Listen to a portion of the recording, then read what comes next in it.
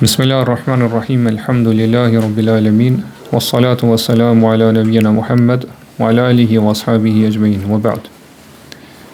Kemë rritë temën 26, e cila është tema e ripërtrirjes së imanit në zemrat tona.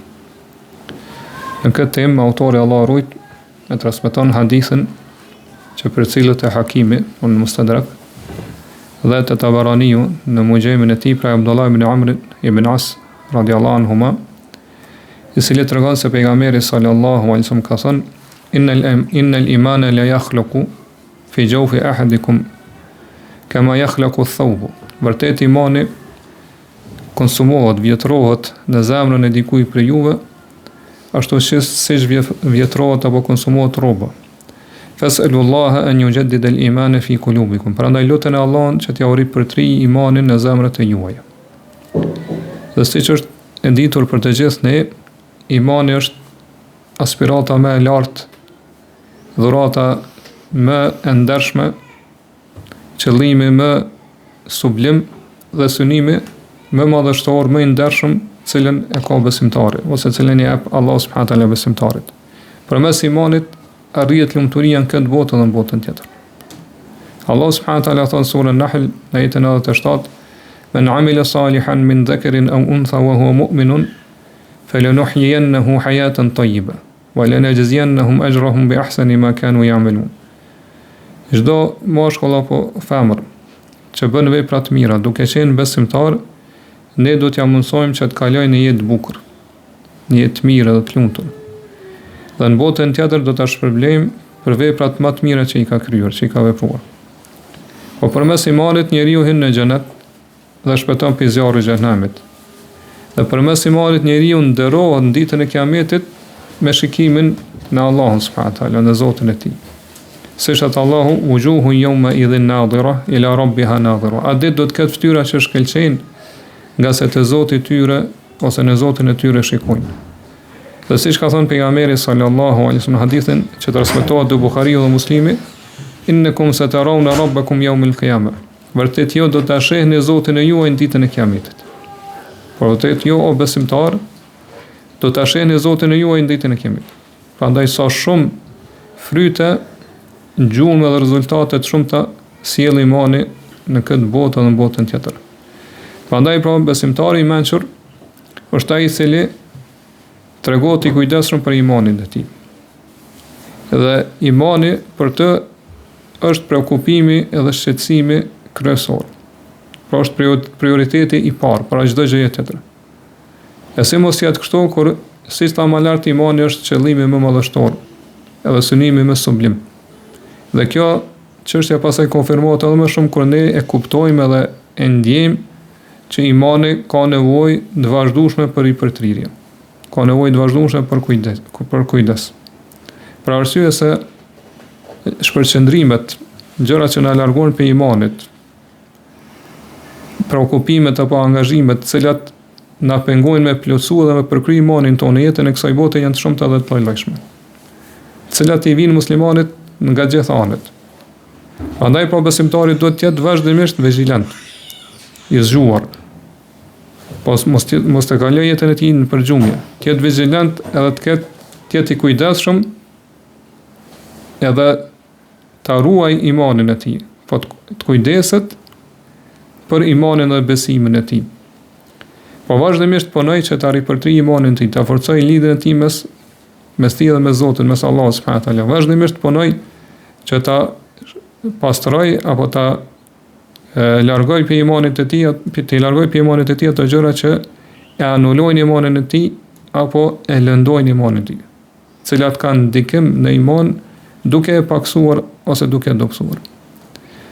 Prandaj në hadithin që morëm në fillim, që sjellë autori Allah rujt, kur po thotë që vërtet imani vjetrohet, po konsumohet në zemrën e dikujt për ju ashtu siç vjetrohet rroba, kemi pa këtë lloj konfirmimi që e tregon rëndësinë e kujdesit që duhet ta kemi për imanin tonë.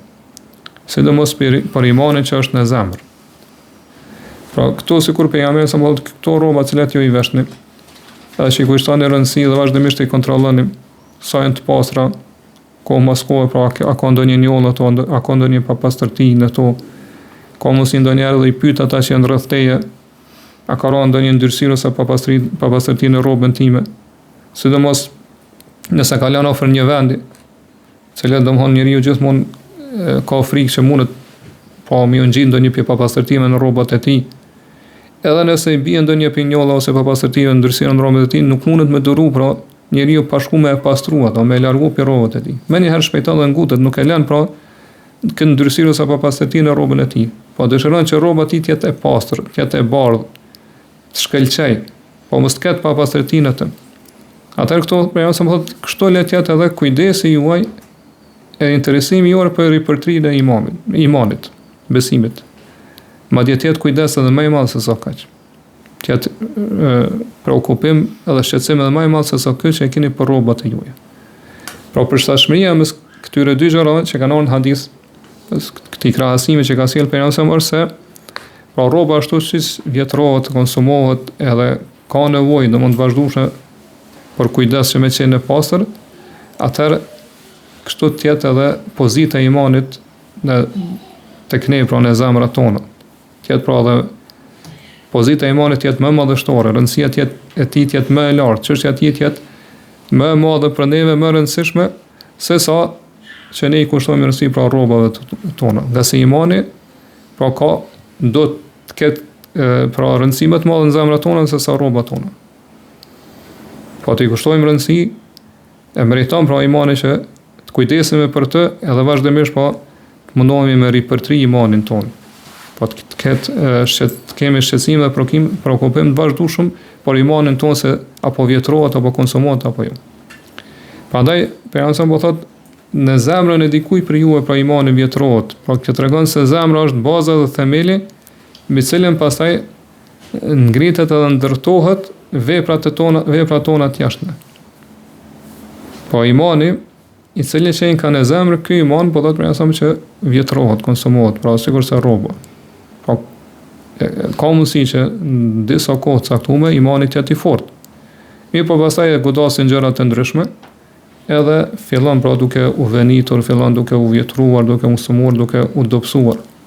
Dhe kjo është amalar ndodh kur po imani toni vijnë vazhdimisht ato shpërqendrimet, tundimet, pengesat, zbavitjet, domethënë preokupimet të ndryshme, të cilat domethënë e godasin her pas here imanin tonë. Dhe ka mundësi që njeriu po me arrit deri në atë gjendje, deri atë nivel, sa që imani i tij të jetë vetëm pamje e jashtme. Po mos të ketë atë thelbin, substancën e brendshme të imanit. Po të ketë vetëm formë të jashtme dhe të jetë pa kurfar kuptime, pa kurfar domethënie. Dhe kjo është një fatkeqësi që e godet njeriu për shkak të fajit të tij, për shkak domethënë gabimit të tij. Kjo është kur njeriu nuk i rrin gati, pra nuk kujdeset për imanin e tij. Nuk tregohet pra i shqetësuar për ripërtrinë e imanit të tij, nuk e ka këtë preokupim, këtë shqetësim. Madje Allah na ruaj që ka mundësi nëse njeriu vazhdon këtë gjendje, që me çu deri aty sa që imani mu largu fare krejtësisht për imanit, për zemrës së tij. Për këtë arsye është pyetur Abdulrahman ibn Amr al-Auza'i, Allahu mëshiroft për imanin, a shtohet? Ka thonë po shtohet imani nam hatta yakuna kal jibal. Shtohet imani derisa bëhet i fortë dhe i madh sa malut. Pastaj e kanë pyetur a paksohet? Ka thonë nam hatta la yabqa minhu shay. Po paksohet derisa për imanit nuk mbetet asgjë. Po ashtu është pyet imami i Ahlusunnetit Ahmed ibn Hanbali, Allahu mëshiroft për imanin, a shtohet dhe paksohet? Ka thonë yazidu hatta yablugha a'la as-samawati as-sab'a. Imani shtohet derisa të arrin pjesën më të lartë të 7 qiejve. Po shtohet shumë. Wa yanqusu hatta yasira ila asfali as-safilin as-sab'a. Edhe paksohet derisa të bie në nivelin e asaj pjesës ose tokës më të ulë pishta tokave. Po ashtu, është e njohur që Imam Ahmedi ka thonë imani, po sigurisht se pjesa tjetër e dietarëve të Ahlusunnetit është thënie dhe vepër, shtohet dhe paksohet. Thot idha amilta al-khayra zad, kur të bën vepra të mira shtohet, wa idha da'ata naqas. Derisa nëse kalon jetën për humbje, po i humb veprat e mira, atëherë paksohet. Prandaj pra kjo çështje ka nevojë që ne mësojmë rreth saj. Po të kemi fik të kuptuar rreth çështjes ose kësaj çështje për ripërtrirjes së imanit. Në këtë kuptim Abu Dardaja, shoku i pejgamberit sa ka thënë min fiqh al-abdi an ya'lama am muzdadun huwa aw muntaqisun. Fikut që ka njeriu po të kuptuarit fesë është kur e din apo i shtohet imani apo i paksohet. A është duke shtuar imani i tij apo duke shkuar drejt paksimit, drejt mangësimit. Wa inna min fiqh al-abdi an ya'lama nazaghat ash-shaytani anna ta'tihi. Dhe prej fikut të njeriu po të kuptuarit fesë është me ditë këto cytje të ndimet e shejtanit prej kapi vin. Po mi ditë, po nga janë ato porta dyrt që po dëbëton shejtanit ai. Prandaj, nëse njeriu kalon një pjesë të jetës së tij, pa mësuar rreth çështjeve të imanit, pa e kontrolluar imanin e tij, atëherë ka mundësi një ditë të befasohet edhe imani i tij po t'jetë shumë i dobët, po t'jetë i brisht, t'jetë shumë i lëksht. E ka mundësi që imani i tij që është ardhur më lart ti ik fare duke mos e ndje. Pa e ndje fare ik edhe i largohet imani pe zemrës. Prandaj vërtet njeriu besimtar ka nevojë të madhe që vazhdimisht me ripërtri imanin e tij. Dhe nuk ka dyshim që po për këtë çështje ose këtë temë për cilën po flasim, do të njeriu vazhdimisht me u drejtu Allah subhanahu taala me lutje. Me kërku u kthy te Allah subhanahu taala me kthim të sinqert duke kërkuar mbrojtje dhe strehë te ai. Për arsye se imani jonë është në dorën e Allahut. Po, siç e kemi përmendur edhe në dersat e kaluara, imani është dhuratë prej Allahut. Se Allah subhanahu taala ja dhuron kujt dëshiron për robërat e tij.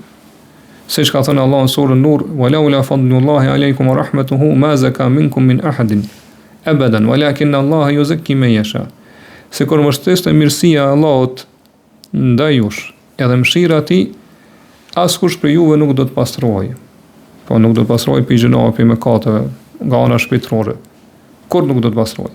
Mirë, po Allah e pastron kënd dëshiron. Po ashtu thon sura Nisa, "Walaula fadlullahi alaykum wa rahmatuhu lattaba'tum ash-shaytana illa qalila." Sikur mos ishte mirësia e Allahut ndaj jush, edhe mëshira e tij, atëherë jo do ta ndiqni të shejtanit përveç se një pakicë. Po shumica do të shkonin pas shejtanit. Mirë, po Allah me mëshirën dhe mëshirën e tij, po i mbron besimtarët prej shejtanit. Gjithashtu në surën Hujurat thot, "Walakin Allah habba ilaykum al-iman wa zayyanahu fi qulubikum wa karraha ilaykum al-kufra wal-fusuqa wal-'isyan, ulaika humur rashidun." Allah thot është ai i cili ja ka bërë juve të dashur imanin në zemrat e juaja.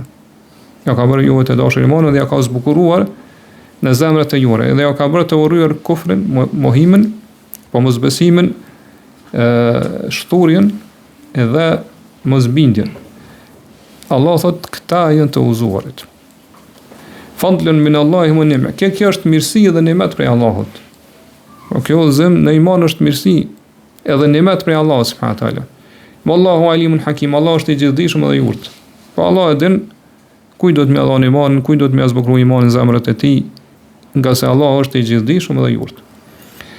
Për këtë arsye është saktuar në se që kemi pranuar në dersën e kaluar në doan është saktuar për pejgamberin sallallahu alaihi wasallam doaja lutja që ka thonë Allahumma zayyinna bi zinatil iman waj'alna hudadan muhtadin. O Allah, na zbukuro me bukurinë e imanit.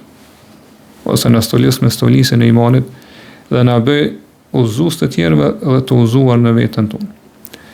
Pra, imani nuk ka mundësi të zbukurohet në zemrat tona përveç nëse Allah e zbukuron ato. Nuk ke mundësi na me gjallëru zemrat tona me iman përveç nëse Allah i gjallëron ato me iman. Siç ka dhënë tema ndërsa kanë. Prandaj kemi nevojë shumë të madhe që ne vazhdimisht me kërku strehtë te Allahu subhanahu taala dhe me lutë sinqerisht që më na përtri imanin tonë në zemrat tona. Siç na porositë e bëjmë këtë hadith. Po në fund të hadithot tha fas'alullaha an yujaddid al-iman fi qulubikum. Luteni Allahun vazhdimisht që t'ja përtri imanin në zemrat e juaja. Po me lutë Allahun, më thonë Allahumma jaddid al-iman fi qalbi. O Allah, ripërtrije imanin në zemrën time. Pastaj krahas kësaj duaje do të që përpiqemi shumë, po të mundohemi që me realizu këtë gjë për cilën po e lutim Allahun subhanahu taala, nga se kjo është rregull te dietarët. Po është një rregull që ka të bëjë me duan, me lutjen, për çdo gjë që te e lut Allahun subhanahu taala. Po çdo kërkesë që ja parashtron Allahut për interesave që ka të bëjë për interesave të fesë tonë ose botës tonë, doan tonë patjetër do të me pasu me ndërmarrjen apo veprimin e shkaqeve. Siç ka thënë pejgamberi sallallahu alajhi wasallam, ihris ala ma yanfaq wasta'in billah. Tregohu i kujdesshëm për atë që të bën dobi dhe pastaj kërkoj ndihmë prej Allahut. Po nuk do të ne vetëm u lut edhe pastaj me qëndru pa vepruar asgjë. Patjetër do të krahas lutjes edhe me vepru, po nuk mjafton mu lut edhe ti me vazhdu me neglizhencën tënde. Mirë po luto, pastaj jepe përpjekjen tonë, po luftoje nefsën tonë, përpiqo që me rujt imanin tonë, me plotësu fen tonë. E pastaj patjetër që ka më ardhur ndihma, udhëzimi, lehtësimi dhe suksesi prej Allahut subhanahu wa taala. Dhe kjo ripërtrirje e imanit, po do të ta shështoj besimtarin muslimanin çdo ditë. Po nuk është një gjë që veprohet në vit edhe kryhet me aq, ose në muaj tek kështu më radh. Mirë, po besimtari do të, po ripërtrirja e imanit për të do të jetë do në baza ditore. Vazhdimisht po që thamë do të mi marr shkaqet, mi vepru shkaqet, mjetet, cilat Allah subhanahu wa taala na i ka lehtësuar për me ripërtri imanin tonë. Edhe këto mjete dhe shkaqe pra janë të sqaruara në librin e Allahut dhe sunetin e pejgamberit sallallahu alaihi wasallam. Ibn al-Qayyim Allahu mëshiroft kur flet për shembujt që i sjell Allahu në Kur'an thotë pema për më mbet domthon me pas jetë, me mbet pema e gjallë, mos mu tha, mos mu venit, patjetër thonë do të me pas një substancë ose një lëndë që e ujit ato, edhe e rrit. Nëse te janë ndërprerë në ujitjen, atëherë shumë shpejt kjo pemë do të thahet. Thotë njëjtë është edhe pema e Islamit në zemrën e njeriut. Nëse pronari i saj pra nuk kërkon kujdes, pra nuk kujdeset për ta, nuk i rrin gati me ujit çdo kohë përmes dijes së dobishme dhe veprave të mira, edhe vazhdimisht pra me ju kthy zemrën pra duke ja kujtu meditimin, përsiatin. Dhe pa ashtu gjithashtu kur përsiat, pastaj me i kujtu pra Allahu, me i kujtu domethënë emrat e cilësit e Allahut e kështu me radhë shkruajmë me përmendje më poshtë, thotë nëse nuk e rrin këtë mënyrë, po nuk janë këto gjëra të cilat në vazhdimisht e mëson zemrën tonë me to, atëherë thotë shumë shpejt kjo pemë e Islamit e imanit do të thahet edhe do të venitet në zemrën tonë. Dhe për më të rëndësishmeve që po do t'i kushtoj rëndësi besimtari muslimani në këtë temë është që po të mundohet që çdo ditë të jetë ndërlidhur me dijen fetare. Po çdo ditë besimtari do të mja caktu një kohë vetës së tij, me ndani kohë prej 24 orëshet që mja përkushtu dijes fetare, kërkimit të dijes fetare. Nga se dija fetare për persone që Allah subhanahu wa taala i ka dhënë sukses dhe ka inspiruar me ndjek, me marr dije fetare, me njet sinqert, me njet pastër, konsiderohet si lloj mbrojtje garancioni për rujtjen e imanit edhe forcimin e imanit. Për këtë arsye pejgamberi sa ka thonë men yuridillahu bihi khairan yufaqihu fi din. Kuj Allahu ja don khairin, ja don mirësinë, ja mëson me kuptu fen. Po jep të kuptuar fesë, jep dije rreth fesë. Pa kuj Allah i ka dhënë sukses me kërku dije, që është vazhdimisht me kanë i lidhur me dijen fetare, atëherë kjo tregon se Allah po ja don khairin, po ja don të mirën këtij personi. Po ashtu pejgamberi sa ka thënë meseleka tariqan yaltamisu fihi ilman sahhala Allahu lahu bihi tariqan ila al-janna. Kushdo që kërkon një rrugë me cilën dëshiron, pra ka për qëllim me arrit një dije, Allahu ja lehtëson një rrugë për rrugëve të xhenetit. Pra dija është dritë. Dritë që pronarit e saj ja ndryshon rrugën e tij. Ja ndryshon po udhën cilën e ndjekaj, rrugtimin e tij. Përmes dijes njeriu dallon udhëzimin prej devimit, e dallon të vërtetën prej të pavërtetës. E dallon dritën prej errësirës. Kur njeriu nuk ka dija të rati përzihen çështjet. I mjegullohen, do një ka të paqarta. Prandaj pra besimtari ka nevojë për këtë temë për cilën po flasim, për ripërtimin e imanit, ka nevojë për dije, e cila udhëzon drejt rrugës së hajrit, rrugës së mirësisë. Po çështë se ka mundsi njeriu me ndjek rrugën e hajrit kur ai nuk ka dije rreth saj rrugë. Cila është kjo rrugë? Nuk ka dije, pra as nuk ka dije, as nuk e ka këtë dritë në zemrën e tij, këtë besirë. Po si ka mundsi njeriu me forcoj imanin e tij kur nuk e din se si me forcoj imanin, cilat janë shkaqet që forcojnë imanin e tij. Po si ka mundsi njeriu më rujt për atyre gjëra çështja që dobësojnë imanin e tij kur ai nuk e din cilat janë ato shkaqe apo gjëra që dobësojnë imanin e tij. Prandaj arabët e kanë një fjalë, e kanë thënë të kaluarën, kayfa yattaqi man la yadri ma yattaqi. Çfarë ka mundsi më rujt, më mbrojt dikush kur nuk e din për çka më rujt edhe më mbrojt. Prandaj pra nëse njeriu besimtari në tregohet i kujdesshëm, po nuk ka interesim për dijen, as nuk ka njohuri rreth dijes, atëherë si ka mundsi më rujt për ato gjëra që duhet më rujt kur ai nuk din se cilat janë gjërat për cilat duhet më rujt edhe më mbrojt. Dhe kuptohet për gjëra më të rëndësishme në dijen fetare që duhet mi kushtuar rëndësi është libri i Allahut, Kurani fisnik. Po çështja e Kuranit vërtet sa i përket forcimit të imanit, domthonë shtimet e bindjes, edhe me shtu këtë bindje në zemrën tonë, çështja e Kuranit vërtet është e çuditshme, se si ndikon në zemrën e njeriu. Allah subhanahu wa taala thot në surën Tauba: "Wa idha ma unzilat suratun faminhum man yaqulu ayyukum zadatuhu hadhihi imanan." Kur zbret një sure, atëherë ka prej tyre, po qëllimi është për hipokritët, të cilët pyesin thonë, kuj prej juve kjo sure është imani? Fa amma alladhina amanu fazadatuhum imanan wa hum yastabshirun. Të sa i përket besimtarëve, atëherë sura është iman. Edhe ata gëzohen, pa e përgëzojnë njëri tjetrin.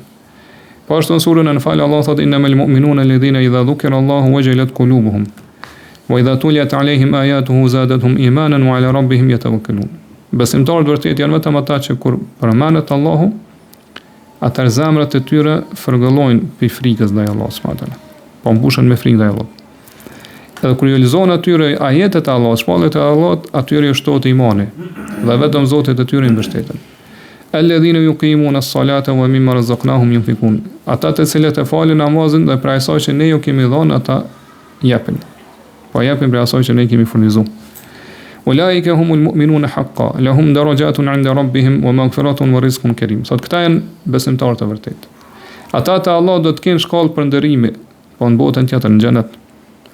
Edhe falje të madhe dhe gjithashtu furnizim rrezik bujar, po si është problem për Allah në xhenet.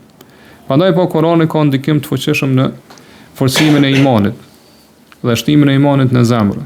Gjithashtu me forcu lidhjen, me fuqizu lidhjen mes robit dhe Allahut subhanahu wa taala. Mirë po ndikimi i Kuranit nuk arrihet vetëm me lexim, vetëm me leximin e shkronjave të Kuranit. Pa meditu edhe pa përsëritur, pa u thelluar në kuptimin dhe domethënien e tij. Allah subhanahu wa taala thotë: "Kitabun anzalnahu ilayka mubarakun liyadabbaru ayatihi wa liyatadhakkara ulul albab." Kjo është një libër që ata kemi zbrit ty, që është i bekuar, i bereqetshëm. Mënyrë që ata të përsëritin dhe të meditojnë rreth ajeteve të tij dhe të reflektojnë mendarët për ata që janë të mëshur.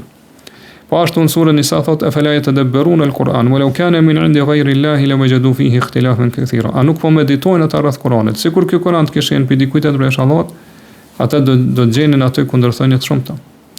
Surën Muhammed thotë: "Afala yatadabbaruna al-Qur'an am ala qulubin aqfaluha." A nuk po meditojnë ata rreth Kuranit apo i kanë zemrat e kyçura me dryp? Pra kur besimtari mediton rreth kuptimit dhe domethënieve të Kuranit, përsiat mbi to, në këtë rast Kurani bëhet pengesë, që e pengon edhe e frenon njeriu, pra e mbron njeriu që mos më kthym mbrapsht në çështjet e imanit, çështjet e fesë, dhe mos më deviju. Për këtë Allah subhanahu wa taala jep shenjë në surën Mu'minun. Thotë kur flet për jo besimtarë se si qortohen duke u dënuar në zjarrin e xhenemit, thotë: "Qad kanat ayati tutla alaykum fa kuntum ala aqabikum tankisun." Ju janë lezuar ajetet e mia, sa keni qenë jetën e kësaj bote. Mirë po jo vazhdimisht ktheheshet mbrapsht. Mustakbirina bihi samiran tahjurun, duke u treguar mendje mëdhaj në raport me Kur'anin, sipas një shpjegimi të ajetit, dhe duke kaluar natën në biseda rreth Kur'anit, do thonë duke fol fjalë të rana rreth Kur'anit, rreth pejgamberit, rreth Islamit, duke fy pra Kur'anin e kështu me radhë. Çfarë thot pastaj Allah? "E falem yadabbaru al-qawla." Apo nuk po meditojnë ata rreth fjalës. pra fjala rreth Kur'anit. Po kuptimi i ajetit është sikur ata të meditonin rreth Kur'anit, rreth fjalës, pra rreth Kur'anit, fjalës së Allahut, nuk ishin kthy mbrapsht.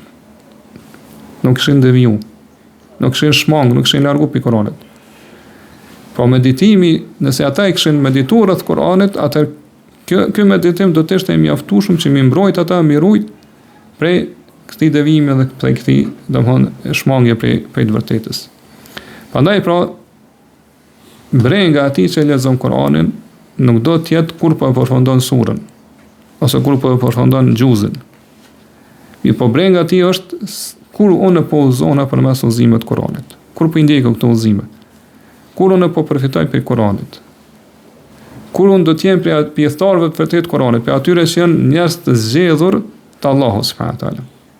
Njerëz që ka përzgjedhur Allahu, janë njerëz që janë pjesëtarë të Kur'anit, po ata që punojnë me Kur'an, përfitojnë për Kur'an, udhëzohen përmes Kur'anit.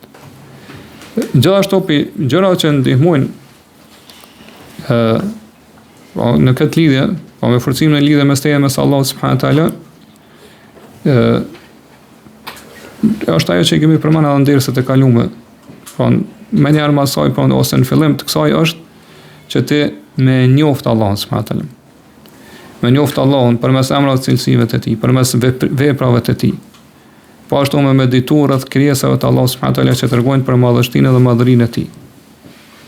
Kjo po patjetër që ka më forcu imanin ton. Ka më fuqizu imanin, ka më dhënë forcë të madhe. Ka më shtu frikë respekti ndaj Allahut subhanahu wa taala. Ka më shtu te ti pranë zemrën tonë frikë respekti ndaj Allahut, madhërimin ndaj tij, respektimin e Allahut subhanahu wa taala. Qase kur do të shënjë Allahun subhanahu wa taala më shumë, ka më pas frikë Allahun edhe më shumë. Kjo është patjetër rezultati i pashmangshëm. Sa më shumë që jeni Allahun, aq më shumë kemi friksuar Allahut. Aq më shumë kemi adhuruar Allahun dhe aq më larg mëkateve kemi qenë. Dhe prej portave ose dyrave të dijes fetare, të cilat na shtojnë imanin, pra dyert e dijes fetare janë të shumta, edhe janë xhera. Mi po më të rëndësishme që mund të përmend është me mësu sunetin e pejgamberit sallallahu alajhi wasallam dhe biografinë, sirën e pejgamberit sallallahu alajhi wasallam. Po kur njeriu njeh pejgamberin sallallahu alajhi wasallam, njeh biografinë, sirën e tij, shkrimin e pejgamberit sallallahu alajhi wasallam, udhëzimin e tij, atëherë kjo është shkaqeve ose gjëra që më shumë të forcojnë imanin e tij. Po ashtu me lezu edhe mësu edhe sirën, biografinë e shokëve të pejgamberit sallallahu alajhi wasallam. Si edhe tabiinëve, pra ata që i kanë ndjek shokët e pejgamberit sallallahu alajhi wasallam në rrugën e tyre të drejtë. Po kur njeriu besimtar i musliman është i lidhur vazhdimisht në leximin e biografisë së këtyre burrave të mëdhenj, po pejgamberit sallallahu alaihi wasallam, po rrëfimeve, lajmeve të madhështore që kanë rreth tij, po ashtu biografinë e sahabeve, tabiinëve. Ky lexim i përhershëm dhe i vazhdueshëm që është patjetër që ka sjell në zemrën e tij dashuri të madhe ndaj këtyre burrave, do të komi marr ata si shembull, si model. Po kur në zemrën tonë lind kjo dashuri, atëherë patjetër te kemi ndjek edhe mi pasu ata. Kemi ndjek rrugën e drejtë cilën kanë qenë ata. Siç thot Allahu was-sabiquna al-awwaluna min al-muhajirin wal-ansari wal-ladhina tabi'uhum bi ihsan. Të parët që kanë parapirë në iman, po pi muhaxhirëve dhe ansarëve dhe ata të cilët i ndjekën në rrugën e drejtë, po në mënyrën më të mirë. Pastaj vjen që njeriu me mu përpjek për vepra të mira. Po kjo është diçka domosdoshme. Po në skajshmëri. Nëse don me realizu imanin tonë edhe me forcu me shtu imanin tonë, atëherë do të me dhon përpjekje të mëdha. Do thonë me shtu vepra të mira. Po nga sa ne e dim se veprat e mira nga një aspekt janë prej imanit. Janë prej degëve të imanit. Janë prej tipareve ose veçorive të imanit. Mirë, po nga aspekti tjetër, veprat e mira dhe e realizojnë ose e forcojnë imanin. Prandaj pra, robi besimtari ka nevojë që vazhdimisht, që është më lart me nejt gati vetet, me kontrollu veten, po me koni kujdesshëm që gjithmonë me bë vazhdimisht me bë vepra të mira që afrojnë te Allahu subhanahu wa taala. Po nëse njeriu tregohet i kujdesshëm, i ruan këto vepra të mira, atëherë kjo padyshim ka më qenë ndihmësa më e madhe që imani i tij të forcohet, të stabilizohet, të qëndrojë i fortë dhe të ruhet. Si shembull unë e marr namazin. Allah subhanahu wa taala thot inna salata tanha anil fahsha'i wal munkar. Po siç ka në surën Ankebut. Vërtet namazi ndalon prej veprave të shturura për imoralitetit edhe gjërave të shëmtuara. Por ne e dim se çfarë ndikimi të madh ka namazi në ripërtirin e imanit. Sa shumë namazi e forcon lidhjen mes robit edhe Allahut subhanahu wa taala. Mjafton pra njeriu me shiku veten e tij në ato situata të rrethona kur ka qenë po i kujdesshëm për namazin e tij, e ka rujt namazin e tij, e ka madhru namazin e tij. Po i ka kushtuar rëndësi të madhe namazit të tij. Po mundu me fal pra namazin ashtu siç Allahu kërkon prej tij. Po me fal fillim të kohës, dohon namaz në xhami me xhamat, duke qenë i përulur, i përqendruar namaz. Çfarë ndikimi të madh ka pas imanin në zemrën e tij, vërtet namazin në zemrën e tij për me realizu imanin, me forcu imanin e tij. Për dallim prej atij i cili domthon që është larg këtij namazin. Nuk fal namaz ose dikush tjetër që e fal namazin, më po fal namazin vetëm si rutinë. Po diçka ju ka bërë si zakon. Po ai që sa më larg njeriu që qëndron, sa më larg namazit të tij është, sa më pak kujdes që i kushton namazit, sa më pak rëndësi që i kushton namazit, aq më shumë do të thonë në zemrën e tij do të dobësohet imani. Për këtë arsye, çështja më lart po dietarët e selefëve kanë thënë imani është thënie dhe vepër. Po shtohet me vepra të mira, edhe paksohet me mëkate. Po veprat e mira e shtojnë imanin dhe forcojnë. Sa më shumë që i shton veprat e mira, adhurimin, afrimin te Allah subhanahu wa taala, aq më shumë shohet imani. Po kjo është do të më pas parasysh që për shkaqeve dhe mjeteve që na ndihmojnë me forcu imanin, edhe domani imani jonë me çu rrën në zemrën tonë është shtimi i veprave të mira. Për këtë arsye, duke u nis prej kësaj, ata të cilët kanë qenë zellshëm për besimtarëve të parë, domethënë për selefët, ju kanë përvesh punës. Ata të cilët kanë garuar me njëri tjetrin, punë të mira, sa i përket pra kujdesit për imanin që kanë pas, ju në mundu vazhdimisht me bo vepra të mira, po kanë dhënë përpjekjen maksimumin e tyre që me arrit këtë iman, me realizu këtë iman edhe vazhdimisht me plotësu me përkryer. Për këtë arsye, pra që thamë të parët të këtij ummeti, selefi më të mirë të këtij ummeti, kujdesi tyre për imanin ka qenë spikator, po diçka e dukshme, e dalluar. Edhe shqetësimi, shqetësimi i tyre rreth imanit ka qenë shumë i madh. Siç transmetohet për tyre për shembull transmetime të shumta për sjellje të shumta se si ata janë kujdes për imanin e tyre, vazhdimisht i kanë kontrolluar veprat e tyre, kanë porositur njëri tjetrin. Po janë përcjellë atëherë të shumta. Për tyre është për shembull Umar ibn Khattabi ju ka thonë atyre që ishin rreth tij, halum nazdadu imanan. Ose ta'alu nazdadu imanan. E janë ta shtojmë imanin. Po ta përmendin Allahun, bën dhikr ta shtojmë imanin, të shtojmë vepra të mira. Pastaj Abdullah ibn Mas'udi ka thonë ijlisu bina nazdadu iman, uluni me neve që ta shtojmë imanin. Edhe vazhdimisht e lutë Allahun, thotë Allahumma zidni imanan wa yaqinan wa fiqhan. O Allah më shtoj imanin, bindjen edhe fikun në fe, po të kuptuarin në fe. Ndijen në fe. Në çaj shumë transmetuar për Muadh ibn Jabelit, i cili ka thonë ijlisu bina nu'minu sa'atan. Uluni edhe tulemi bashk disa çaste ta shtojmë imanin. Të besojmë për disa çaste ta shtojmë imanin. Edhe Abdullah ibn Rawaha i merke ata nxënësat e tij për dorë dhe ju thoshte ta'alu nu'minu sa'atan, yani që të besojmë në kohë, në disa çaste, pra ta shtojmë imanin në disa çaste.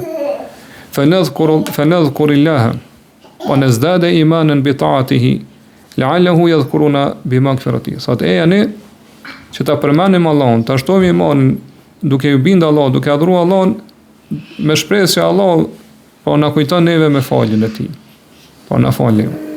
Edhe po më lart po thënien e Abu Dardas radhiyallahu anhu, i cili tha që pi fikut në njeriu të kuptuar të fesë është që medita është duke shtuar imanin e tij apo është duke u mangësuar imanin e tij. Po kjo është vazhdimisht këtë pyetje besimtarët duhet më parashtu vetes çdo ditë.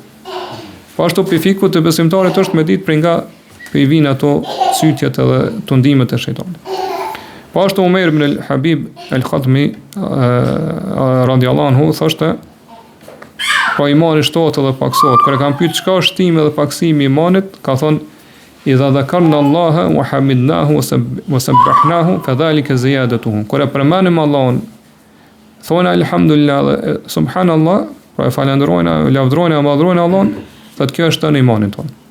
Wa idha ghafalna wa dayya'na wa nasina fadhalika nuqsanu. Ndërsa nëse jemi pra të pakujdesshëm, na ka plan gafleti, shkujdesje, të përhumbur, edhe harrojnë Allahun, kjo e pakson imanin tonë. Po ashtu Alkam ibn Qais, nëha i Allah më shroft që ka qenë për tabienëve të maj, edhe për të njohur në mesin e tyre, ju thoshte tjerëve, po nxënësve të tij, shubina nazdadu imanan, esni bashkë me neve bashkë me neve që ta shtojmë imanin. Dhe në këtë kuptim, Malik ibn Dinari, Allah më shroft, thoshte imani në fillimisht në zemër është i dobët, po është i dobët i brisht, sikur se një filiz, një pemë. Nëse pronari i tij të tregohet i kujdesshëm, edhe ujit me dije dobishme, edhe me vepra të mira, edhe ja largon pikë këtij filize ato barërat, baristat e dëmshme, edhe gjërat që e dobësojnë, atëherë thotë shumë shpejt ky iman shpresohet që ka mu rrit, ka mu zhvillu, ka mu shtu, derisa ky filiz pastaj thotë bëhet pemë që ka rrënjë, ka trup, ka deg, edhe fryte. Jep edhe fryte, po gjithashtu jep edhe një hije aq të madhe sa që thotë është hije e pamos. Nuk mundesh me marr sa hije e madhe, thotë që thotë mundet të rrit aq shumë kjo pemë që bëhet sa malet, sa kodrat. Edhe hija kësaj pemë. Mirë po nëse pronari i këtij filizi për shemb tregohet neglizhent, nuk tregohet i kujdesshëm për të. Atëherë thotë mundet të marr një dhije edhe me kap ato me hongër. Ose thotë mundet të marr një fëmijë edhe me largu me nxjerr me rrënjë. Ose do të mundën mushtu ato barishtat, ato barërat e dëmshme, edhe e dobësojnë, apo ndashta e shkatrojnë krejt se lojnë edhe në morita jo bim, apo e thajnë, thotë kështu është edhe shembulli i imanit. Edhe në fund e kemi krahasimet që vjen për Haytham ibn Abdurrahman, Allahu mëshiroft, i cili imanin e krahason me një kafsh, dele ose ngjashme me këto, thotë imani majmet, sikur se kafsha, kur ka produktivitet, pra kur ka pjellori, kur ka shi, kur ka bim, që ka shahan edhe majmet besaj. Mirë po dobësohet kur ka thatësi. Thotë kështu është edhe imani. Ajo pjelloria e imanit, pra produktiviteti janë veprat e mira, aty shtohet imani. Zhvillohet domon majmet. Ndërsa thatësia e imanit janë mëkatet edhe gjinat. Këto janë pa që e dobësojnë imanin. Prandaj në fund e lutim Allahun subhanahu wa taala që gjithve me në zbukuru, me në solis, me bukurinë e imanit, edhe në të nabëj të uzuar dhe uzus për tjerë. Dhe Allah subhanahu wa taala di më mirë, Allahu alem, Allahumma salli wa sallim ala nabina Muhammad wa ala alihi wa ashabihi ajma'in.